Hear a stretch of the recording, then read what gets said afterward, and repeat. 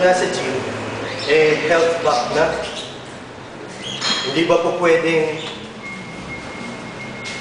nandito lang ako sa gym para makakita ako ng papa? Tama!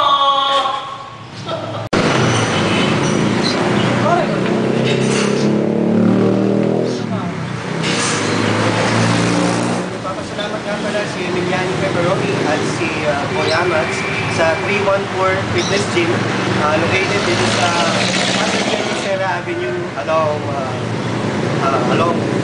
Pasig Avenue sa Las Piñas. Okay? So, pinapasalamatan namin ang may-ari ng 314 Fitness Gym na si Mr. Mel Nabat. So, paalala lang po sa lahat po ito sa Perfect Coach, lahat po kami dito nagmamahalan at magkakaibigan. Wala po personalan, pawang katuwaan lang. Tama!